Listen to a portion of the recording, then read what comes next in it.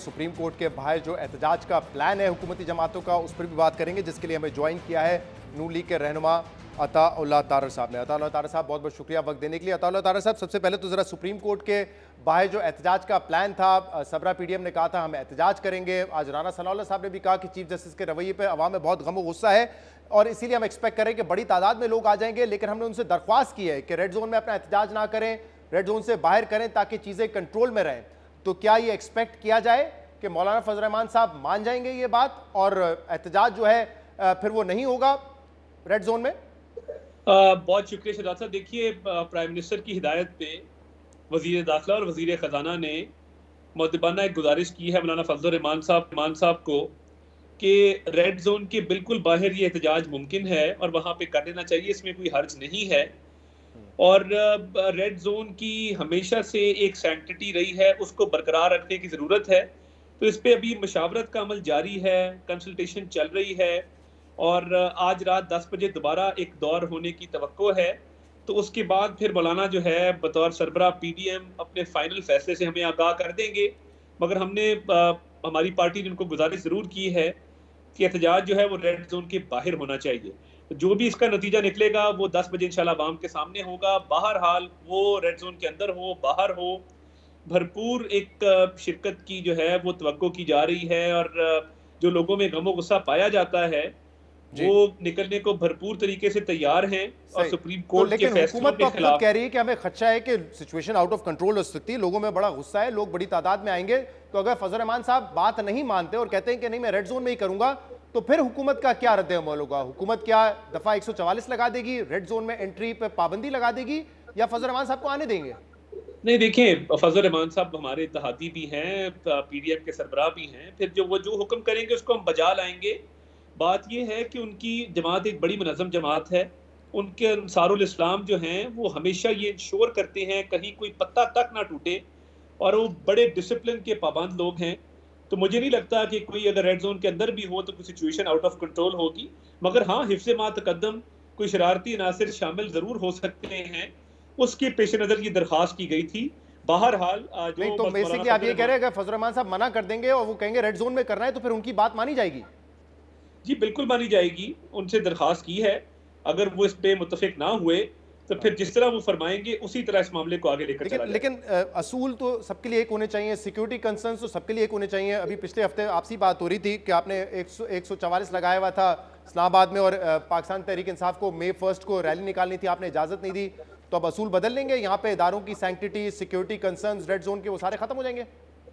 नहीं, देखिए ना, अब जो मिलिटेंट विंग है पीटीआई का, जिसमें जो दहशतगर्द आइडेंटिफाई हुए थे ज़मान पार के बाहर, और अब वो साबित हो गया कि उन्होंने सेंसिटिव इंस्टॉलेशन पे जो हमले किए हैं एक बाकायदा मुनज़्ज़म तरीके से और एक सोचे समझे मंसूबे के तहत, तो वो तो इंटेलिजेंस रिपोर्ट्स बिल्कुल दुरुस्त साबित हुई कि इनका तोड़ फोड़ का, जलाओ घेराव का और लोगों को बाकायदा इस पे ज़दोकोब करने का ये पूरा एक प्रोग्राम था जिसको अमली जामा इमरान खान साहब की गिरफ्तारी पर पहनाया गया। तो हमारे तो जलसे हमेशा पुरअमन रहे हैं और लेकिन इस मर्तबा तो आप खुद तस्लीम कर रहे हैं ना कि बड़ा गुस्सा है लोगों में, आपको मतलब इस बात का इतराक है लोगों में गुस्सा बहुत ज्यादा है। तो आपको पता है कि जब मॉब मेंटालिटी होती है तो फिर वो कंट्रोल में नहीं आती ना किसी के, क्योंकि इस वक्त तो इमरान खान भी ये कह रहे हैं कि देखें हमने नहीं किया, लोगों को बीच में घुसा दिया गया था, वो थे शरपसंद अनासिर। तो खुदा ना खास्ता आप लोगों के लोग भी वहां पे जाएं, मॉब मेंटालिटी हो, गुस्सा ज्यादा हो, कुछ भी हो जाए, फिर आप भी इसी किस्म की दलीलें देते फिरेंगे? नहीं, मेरा नहीं ख्याल। देखिए, मैं जो अंसारुल इस्लाम वाली बात आपको की, हमने हमारे मुकम्मल अरेंजमेंट्स हैं, सिक्योरिटी अरेंजमेंट्स भी, और हमारे में ये सलाहियत है कि सेफ सिटी कैमरास की मदद से अगर कोई शरपसंद अनासिर किसी के कहने पे इसमें शामिल होते हैं तो उनकी आइडेंटिफिकेशन कर दी जाएगी। हमें ऐसा कोई खदशा नहीं है। मगर हिफ्ज़ मा तक़द्दम, जैसा मैंने अर्ज किया कि प्राइम मिनिस्टर ने एक इंटीरियर मिनिस्टर को कहा था और उन्होंने एक दरख्वास्त की है, तो फिर जो भी फैसला होगा। लेकिन इस बात को भी जरा गौर में रखें ना, देखें यहाँ पे इमरान खान पे ये इल्ज़ाम लगता है और ये बात काफ़ी हद तक दुरुस्त भी है कि उन्होंने अपने जलसों में लोगों को इंस्टिगेट किया है। अब सुप्रीम कोर्ट के हवाले से, उनके मौजूद जजेस के हवाले से जो आप लोग जिस किस्म की बातें कर रहे हैं कि सियासी जमात ज्वाइन कर लें, इस्तीफा दे दें, कभी सास की बात कर देते, कभी और कुछ कह देते, इंस्टिगेट तो आप भी कर रहे हैं ना। तो इसका मतलब एक तो पहले ही ये तारीख में पहली दफ़ा होगा कि सुप्रीम कोर्ट के बाहर एहतजाज हो रहा है उनके फैसलों की वजह से, और फिर उसमें आप कह रहे हैं कि आप लोगों ने जो सारी तहरीक चलाई है उनके खिलाफ, उसमें आप लोगों ने भी इंस्टिगेट किया। तो कुछ भी हो सकता है, एनीथिंग कैन हैपन, ये तो अवॉइड करने की जरूरत है। एक तो ये पहली मर्तबा नहीं है तहरीक इंसाफ के कारकुनान ने सुप्रीम कोर्ट, जहाँ पे सुप्रीम कोर्ट ऑफ पाकिस्तान लिखा है, वहाँ पे शलवारें भी लटकाई थी, वहाँ पे भैंसें भी बांधी थी, वहाँ पे पता नहीं क्या क्या किया था, और जो पार्लियामेंट के गेट तोड़े गए थे और पीटीवी पे हमला था, ऐसा कभी भी हमारे किसी जलसे में नहीं हुआ। तो हमारे पुरअमन लोग हैं, अपना एहतजाज रिकॉर्ड करेंगे, धरना देंगे जब तक धरने की कॉल होगी, और पुरअमन तरीके से जो है वो वहां पे बैठे रहेंगे। तो जब ऐसा तक कोई खदशा नहीं जब रहता। तक धरने की कॉल होगी का मतलब क्या है? क्योंकि कल ये कहा गया है फजल रहमान साहब की तरफ से कि जब तक चीफ जस्टिस साहब इस्तीफा नहीं देंगे तब तक धरना देके बैठे रहेंगे क्या? जी ऐसा ही है, इनिशियल प्लान यही है कि जो जब तक चीफ जस्टिस मुस्ताफी नहीं होंगे और बाकायदा कौम से कोई निदामत का इजहार नहीं करेंगे कि 190 मिलियन पाउंड के केस में एक नामजद मुलजिम को बुला के जो जिस्मानी रिमांड पे तहकीकाती इदारे की तहवीली में था, ना सिर्फ रिलीज किया गया, उसको तमाम तर फैसिलिटीज प्रोवाइड की गई, उसके बाकी केसेस भी। अब कौन सेशन जज है इस मुल्क में जो इतनी पसली रखता है कि वो चीफ जस्टिस ऑफ पाकिस्तान के ऑर्डर्स को डिफाई करे? तमाम केसेस में स्टे ऑर्डर जारी हो चुके हैं।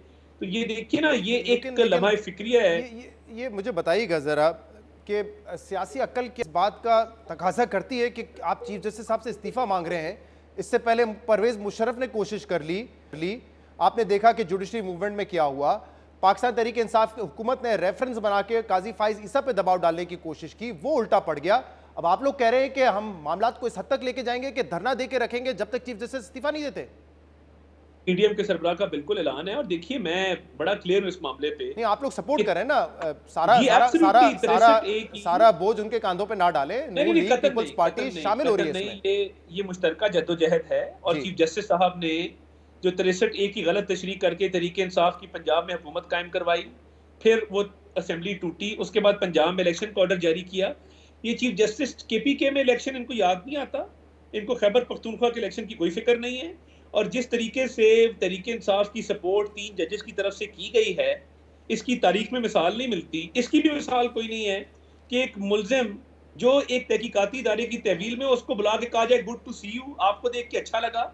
मतलब ये फिर हर रेपिस्ट को, हर डकैत को, हर मर्डरर को, हर किडनैप करने वाले को बुला के कह दे गुड टू सी यू, घर जाओ, ऐश करो, याशी करो।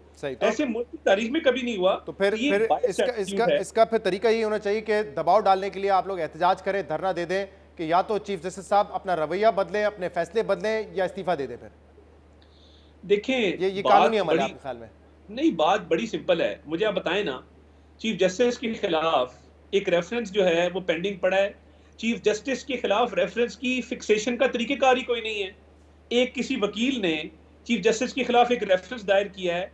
अब चीफ जस्टिस खुद अथॉरिटी हैं कि अपने खिलाफ रेफरेंस जो दायर किया गया है उसको समाअत के लिए मुकर्रर भी उन्होंने खुद करना है। वो ये नहीं कह रहे कि ये सीनियर प्यूनी जज को भेज देता हूँ, ये मैं सुप्रीम जुडिशल काउंसिल को रेफर करता हूँ, मीटिंग में ये कैसे फिक्स होना है।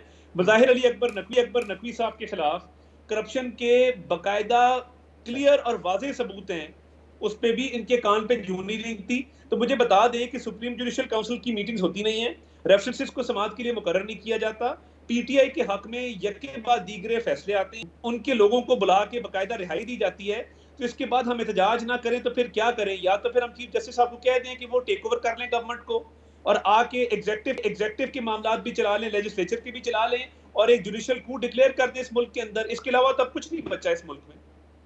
सही है। और इसके अलावा कल इमरान खान ने तो बड़ा वाज़ेह कहा, उन्होंने कहा कि ये जो जलाओ घेराव था उसमें हमारे लोग मुलविस नहीं थे, लोगों को बीच में डाला गया था शरपसंदी करने के लिए। पूरा सोशल मीडिया, ये लोग आइडेंटिफाइबल हैं। ऐसा नहीं है कि इनकी शनाख्त नहीं हो सकती। इनके लोग बकायदा लोगों की जहन साजी कर रहे थे कि कोर कमांडर हाउस पे अटैक करना है, जीएचक्यू पे अटैक करना है। उनकी चुकी है। वो इनके पक्के ठक्के वो लोग हैं जो ज़मान पार बार ड्यूटियों पे होते हैं। कुछ ऐसे लोग हैं जो सोशल मीडिया इन्फ्लुएंसर्स हैं, कुछ ऐसे लोग हैं जो इनके जमात के बकायदा रुकन हैं। तार साहब, इसमें अहम बात यह है कि देखें, जिन लोगों ने कानून तोड़ा है उनको सजा मिलनी चाहिए, आइडेंटिफाई करें, पकड़ें। लेकिन इन तरह के वाकयात में होता ही है, और जो हुआ भी है 25 मई को भी हुआ कि 25 मई से पहले ही आप लोगों ने क्रैकडाउन शुरू कर दिया। उस वक्त आपकी हुकूमत थी, लोगों के घरों में जाके खवातीन की बेहुरमती की गई। अभी भी हमने देखा है, उस्मान डार की एक मिसाल मैं सिर्फ दे रहा हूं, वैसे तो काफी वाकयात है कि उनकी वालदा वहां पे थी, घर को तोड़फोड़ किया गया, वहां आप लोग किसी को पकड़ने नहीं गए थे, वो लग रहा है उनके घर से। ख्वाजा आसिफ साहब ने भी कहा है कि उसकी मजम्मत की और कहा है कि माफी मांगने के लिए तैयार हूं।